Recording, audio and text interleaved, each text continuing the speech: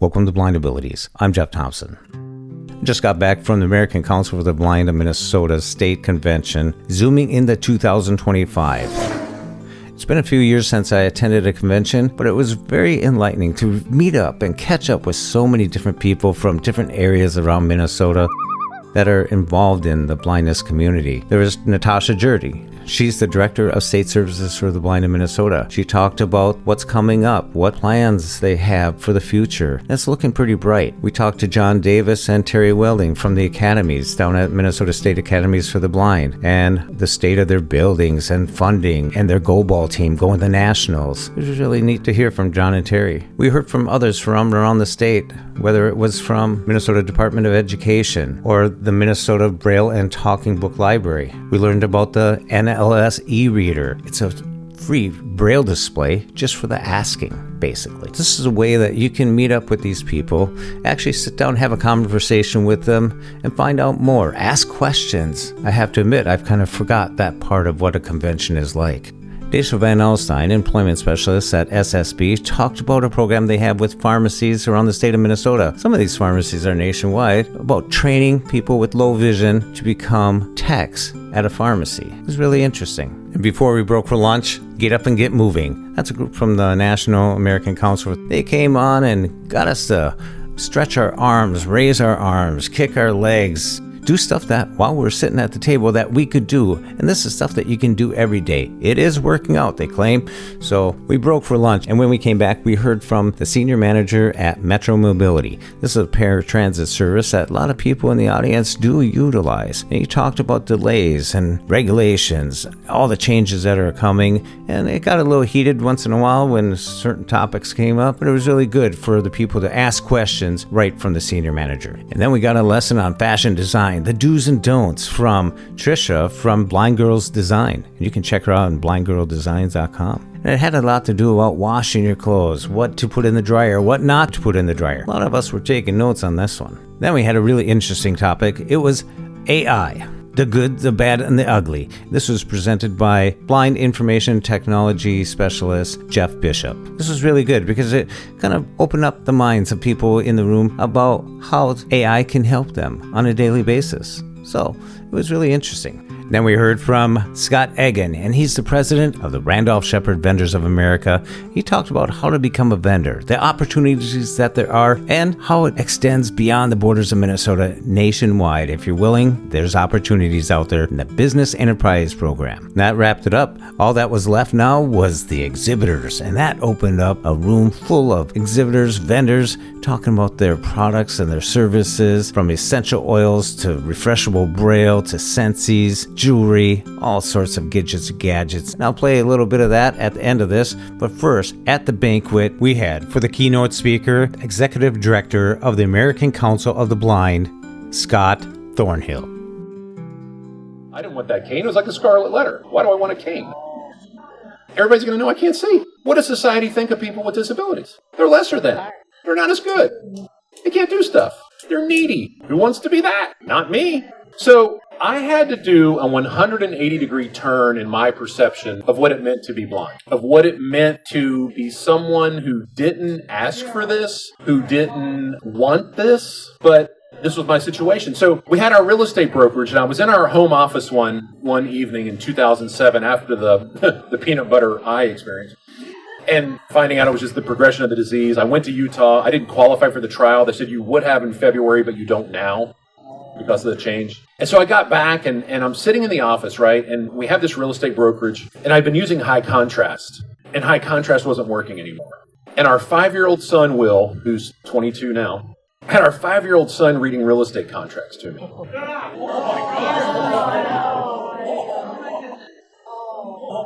Because I couldn't read them. I could fill in the blanks, I could negotiate, but I couldn't read what other people would send us by fax. So I'd say, hey, Will, come here. I need you to read this contract. Daddy, I don't want to read another contract. I was like, that Star Wars video game is not going to pay the mortgage. Read the freaking contract. No, I didn't say that. I'm kidding. I wasn't that bad. But I would ask him, and he'd say, fine, read the contract. And so people would say, you had a 5-year-old boy reading your contracts? I'd say, yes, and he's welcome for his vocabulary because I helped him immensely. There's not a lot of 5-year-olds that know what, where to for and hereupon and whatever. I mean, not a lot of them say that. I mean, Chris might correct me back there, but that's some legalese. I mean, and he'd be like, can I go now? I was like, no, you're on page 3. We got 4 more pages. Keep reading, buddy. Yeah, I'll get you a snack. Anyway. But that was the kind of stuff, right? That's what I was doing. And then, Jane realized this was not a great long-term plan. And I didn't want to leave. I didn't want to leave the house. And she's like, you can't stay.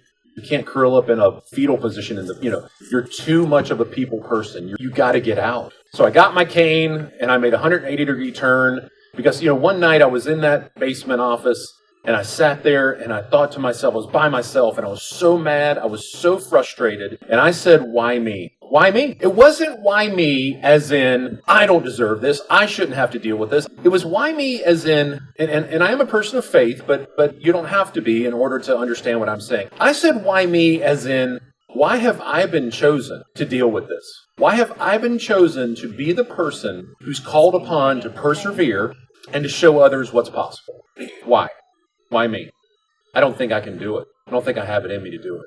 I played sports, man. I was student council. I was like kind of almost a cool kid, almost. And yet here I am with a cane, and here I am with like using a screen reader, and here I am having to tell my high school friends that I'm blind. Oh my gosh. I mean, it was like just in my mind, I just thought, I don't know. And then you get a little bit of confidence and you start to realize if I'm going to live my life, if I'm going to get out and do what needs to be done, if I'm going to take care of my family, if I'm going to make the one life that I've been given, if I'm going to make it something to remember and leave an impact, a positive impact on this world, I need to learn how to live as a blind person. And that's what I had to do. Learn how to live as a blind person. And now it's almost hard to remember not being blind. It's hard. And I am going to finish up before Janet tackles me. But what I say is, what I want to tell you is this. We have, and I'm just going to say this because I don't know who's listening on the stream. It doesn't matter. I mean, I care, but I don't care. We have sometimes the ability, and I was talking to some folks earlier today, like we can snipe at each other within ACB a little bit, any membership organization. Some people will kind of have some sharp comments or say some things, and other people have feelings. There's these little gossipy and little groups get together and all that. And I think it's just natural, any group, right? Any organization. But what I want to leave you with is this. When you get up in the morning, you get to choose what your attitude is going to be. I get to choose what my attitude is going to be. One day, it was during COVID, and I came downstairs. I don't know how things work here, but I was in our house, and I walked by my wife in the kitchen, and she said, "Today's a trash day." And I was like, "Dang, honey, it just started. Like, you don't have to so negative." She's like, No, I just looked at the refrigerator, and today's only a trash day. There's no recycle." And I was like, oh. So they're only picking up our trash today, not, oh, okay. I thought you were saying today was a trash day, like it was just like already a terrible day. And it dawned on me. I was like, there are people that have something happen in the morning, they spill their coffee, and they're like, this day sucks, this day's terrible, it'll be a worse day. Oh, it's a terrible day. I'm like, you're 5 minutes into the day, and it's already the worst day. But we can choose not to have it be the worst day. I know it's not easy. Look, I used to say, people talk about positive attitude, and then I slam my head into a door, and all of a sudden it's not so positive, right? I mean, I was at the airport in Greensboro, and I'm getting to 4:30 actually in the morning. I was like, oh, what am I doing? But anyway, so the Uber driver's like, a little to your left. I go a little to the left, and I headbutt a column. So those of you who can see, I've got this like scratch above my left eye, and it's like you do that, and you go, I am a experienced traveler. What am I doing? Anyway, slamming my head into a column, but anyway, and then I have I've got this thing in my neck, like this vertebrae thing. So I have this like soft neck brace I wear when I'm on my computer because being blind, I put my head down all the time since I don't have to see my screen. So now I have neck problems. I'm like, when I wear my neck brace and I have my cane and I'm walking around, it's like people are probably like, this dude, man, what happened to him? The gray hair, the neck brace, the cane, And somebody said it here, they're like, yeah, you should see the other guy, right? I mean, I took him out, but what I want to just tell you is that we have the ability as an organization. I said this in Kentucky, and Janet will be mad at me too, probably, but the Kentucky people, I think, might have been a little upset. Next year, you could have twice the number of people that are here. You could have twice this number next year. Twice. And she's like, no, I don't want a bigger hotel. Don't. But I'm being quiet. I'm listening. But here's what I'm saying is there are people out there who need what we have, who need positivity in their lives. That's what we need to be offering, is that you can live as a blind individual, not alone in your house, not feeling like isolated, not feeling like you can't do anything. Get out, have some camaraderie, have some friendship, do some fun things. I think that's our calling. I really do. I think that's, for me, I was like, why me? Why am I the one chosen to do this? And so I think we have to look at that and say, this is not a punishment. This is not some whatever curse upon us or whatever we want to call it. This is something that everybody deals with something. I'm going to tell you that. I know that for a fact. Even the person who you think has nothing wrong and is wealthy and is all these things, right? I guarantee you they have something going on in their lives that's a struggle. We all do. And so, as the executive director of the American Council of the Blind, an organization that I think, over 63 years has done incredible work and has meant a difference to so many people. Think about how many have not heard about it yet. And think about how many people are out there thinking, my life's over. It's a death sentence. They told me I'm going to lose my vision. And we have the opportunity to tell them there's more for you. There's more ahead. There's more to your life. You are special. You are someone who can do incredible things. You are worthy. You are someone who is going to influence someone else's life in a positive way. And if we get our eyes, no pun intended, if we get our eyes off of ourselves and quit looking internally and nitpicking at all the little things, and we look out and we start looking for other people who are struggling and have no idea how they're even going to make it to the next day, we can make a bigger impact than we ever thought we could make.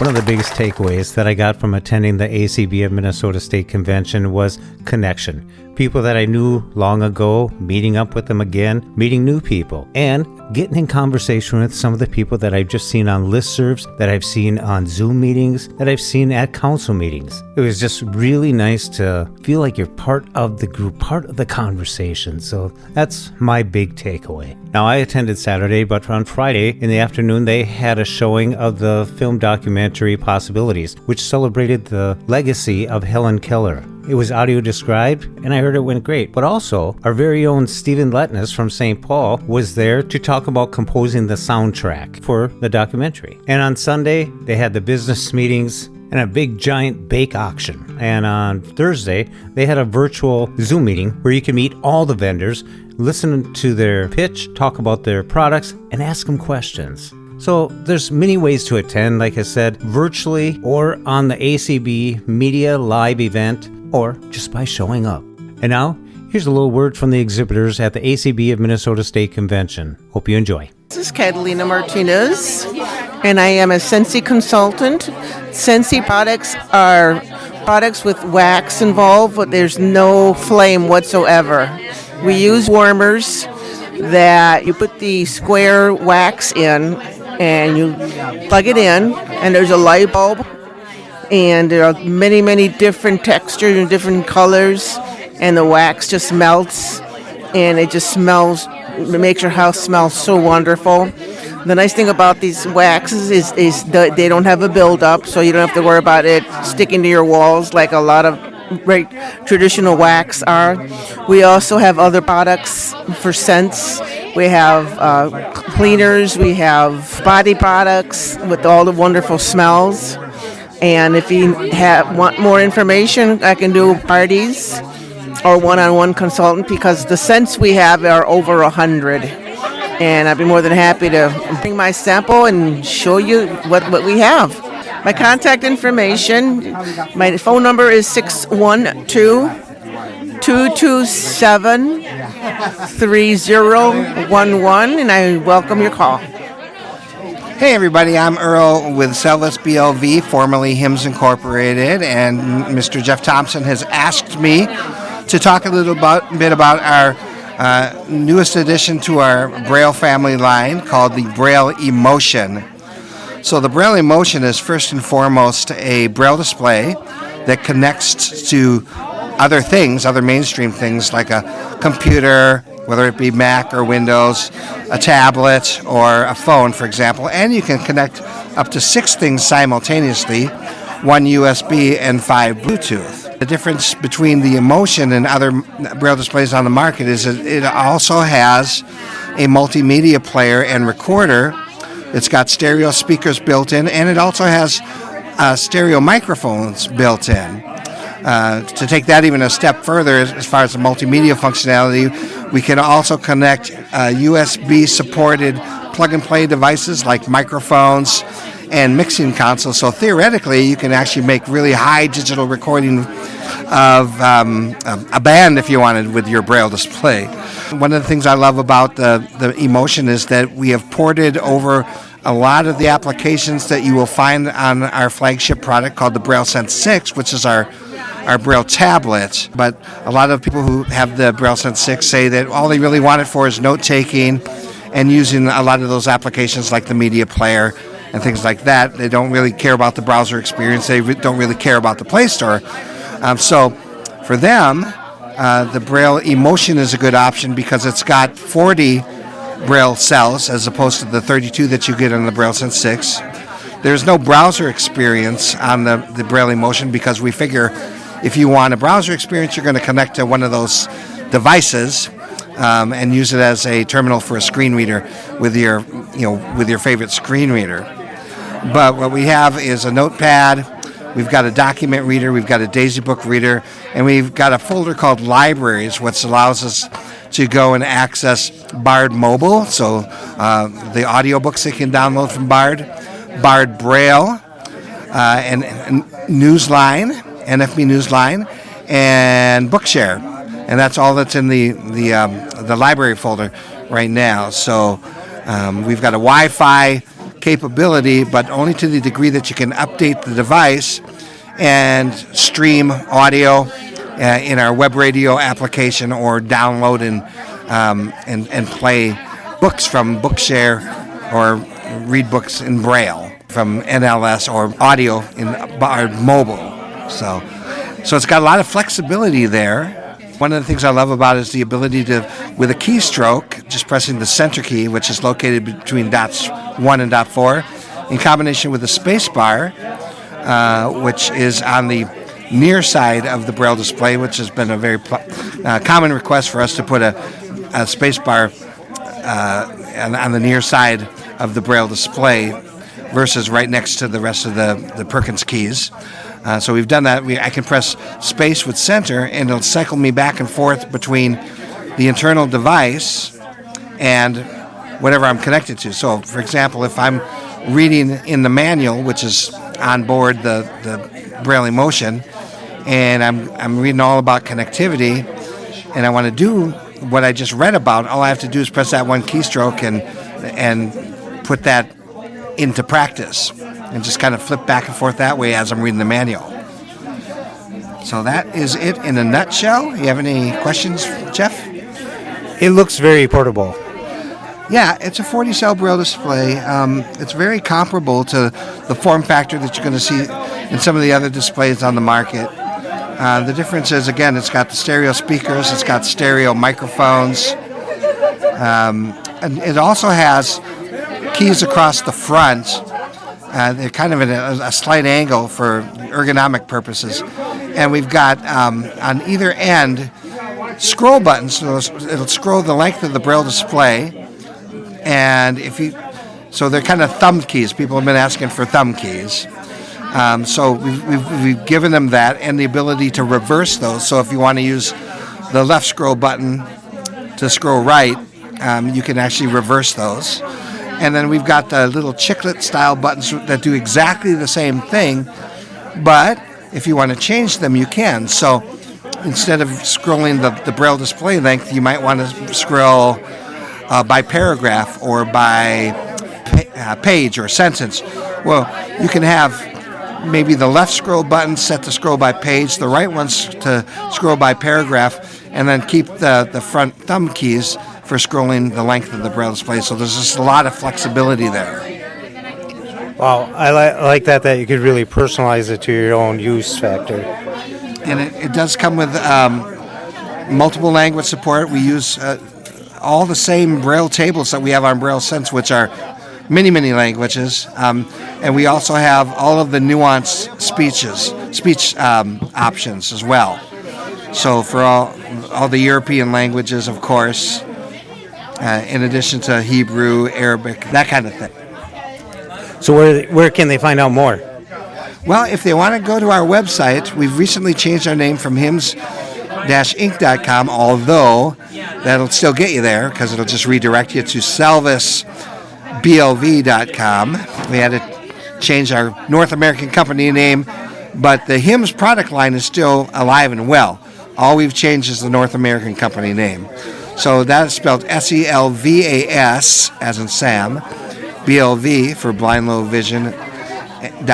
So SELVASBLV.com. All right. Thanks, Earl. Thank you. Hey, I'm Nikki Kobe, and I have a business called Nikki's Nook Oils and Books, and I sell my book, Nikki's Nook Sharing the Journey, as well as essential oils through doTERRA.